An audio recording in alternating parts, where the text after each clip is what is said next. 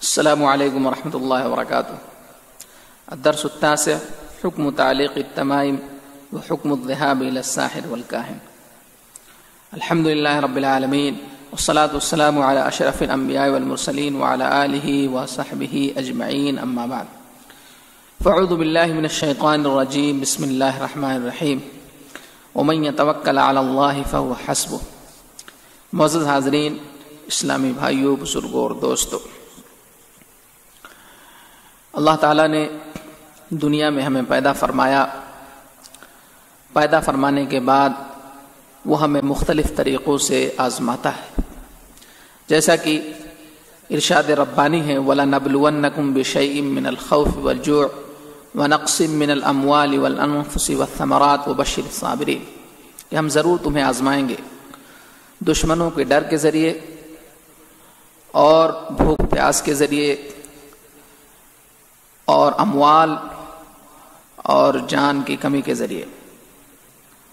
وبشر الصابرین، لیکن اے نبی صبر کرنے والوں کو آپ بشارت دے دیجئے، خوشخبری دے دیجئے۔ دنیا میں مختلف قسم کی مصیبتیں اور پریشانیاں آتی ہیں، ایسے موقع پر انسان مختلف قسم کے غلط کاموں کی طرف چلا جاتا ہے۔ انسان کو چاہیے کہ اسے مصیبت آئے یا پریشانی آئے یا کسی بھی وقت وہ صرف اور صرف اللہ تعالیٰ کو پکارے اور اللہ تعالیٰ پر بھروسہ کرے، اور اس کا یہ خیال ہو، اس کا یہ عقیدہ ہو کہ مصیبتیں دور کرنے والا، پریشانیاں دور کرنے والا اللہ تعالیٰ ہی ہے۔ اس مصیبت کی گھڑی میں بہت سارے حضرات ایسے ہیں جو شرک و بدعات کے دلدل میں پھنس جاتے ہیں۔ کچھ لوگ قبروں اور مزاروں کا سہارا لیتے ہیں تو کچھ لوگ تعویذ اور گنڈوں کا سہارا لیتے ہیں۔ آج کے درس کا عنوان ہی ہمارا یہ ہے کہ تعویذ اور گنڈے لٹکانے کا حکم کیا ہے، اسی طریقے سے جادوگر اور غیب کی خبریں بتانے والوں کے پاس جانے کا حکم کیا ہے۔ تو آئیے سب سے پہلے ہم یہ بتا دیں کہ تعویذ کسے کہتے ہیں۔ تمیمہ یہ عربی زبان کا لفظ ہے، اس کے معنی ہوتے ہیں تعویذ کے، اور اس سے مراد ہر وہ چیز ہے جو نظر بد سے تحفظ کے لیے بچوں کے گلوں میں باندھی یا لٹکائی ڈالی جاتی ہے۔ اس کا کیا حکم ہے، اس بارے میں آپ کو یہ بتا دیں کہ اگر تعویذ وغیرہ میں شرکیہ کلمات یا غیر معروف شرکیہ کلمات یا رموز یا گنتیاں لکھی گئی ہوں یا اس میں خانے بنے ہوں یا جنوں سے مدد طلب کی گئی ہو تو یہ شرک اکبر ہوگا۔ یعنی اس قسم کی اگر تعویذ کوئی لٹکاتا ہے جس میں گنتیاں ہوں، اشارے ہوں، جنوں کے نام ہوں، تو یہ شرک اکبر ہے۔ اور شرک اکبر کے بارے میں اللہ تعالیٰ نے فرمایا ان اللہ لا یغفر ان یشرک بہ ویغفر ما دون ذلک لمن یشاء، اللہ تعالیٰ اپنے ساتھ شرک کے جانے کو معاف نہیں کرتا، اور اس کے علاوہ دیگر جو گناہ ہیں اسے چاہے گا تو وہ بخش دے گا۔ اس کی دوسری قسم، اگر تعویذ وغیرہ میں شرکیہ کلمات نہ ہوں بلکہ قرآن و سنت سے غیر ثابت شدہ اور غیر مشروع دعائیں لکھی ہوئی ہوں تو اس کا استعمال حرام ہے، جائز نہیں ہے۔ لیکن یہ شرک اصغر ہوگا، یعنی قرآن و سنت سے غیر ثابت شدہ اور غیر مشروع دعائیں لکھی ہوئی ہیں تو اس کا استعمال حرام ہے، جائز نہیں ہے۔ جیسے من گھڑت چیزیں لکھی جاتی ہیں عربی زبان کے اندر یا دیگر زبانوں میں لکھی جاتی ہیں تو یہ بھی شرک اصغر میں اس کا شمار ہے۔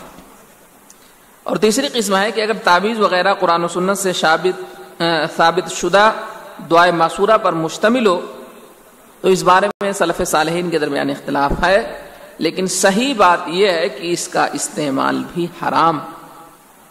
احادیث مبارکہ میں تعویذ وغیرہ لٹکانے کی ممانعت کی بہت ساری دلیلیں موجود ہیں۔ نبی کریم صلی اللہ علیہ وسلم نے فرمایا من تعلق تمیمۃ فلا تم اللہ له، جس نے اپنے گلے میں تعویذ گنڈا اس لیے لٹکایا کہ وہ نظر بد سے بچ جائے تو اللہ تعالیٰ اس کی آرزو پوری نہ کرے۔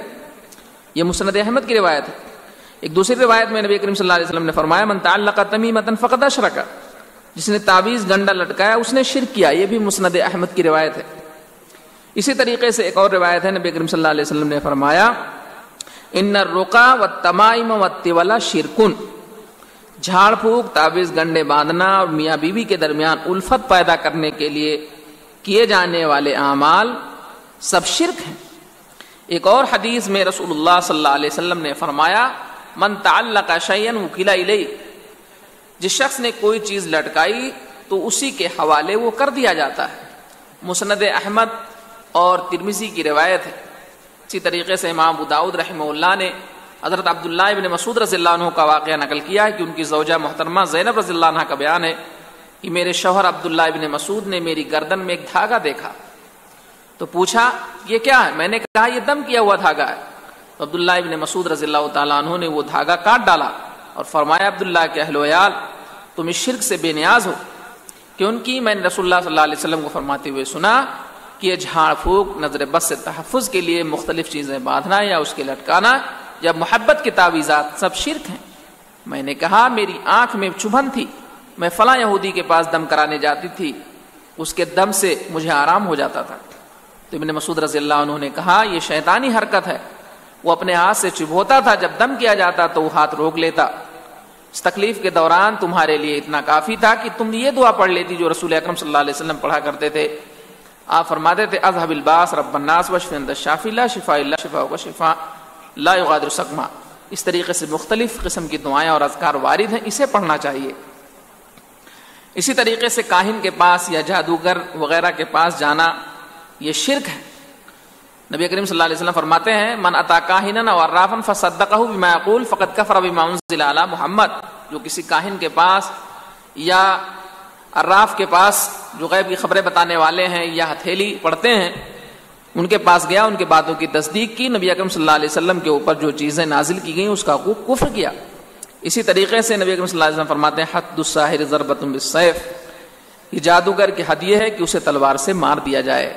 یہ چند باتیں تعویذ گنڈے کے متعلق تھیں.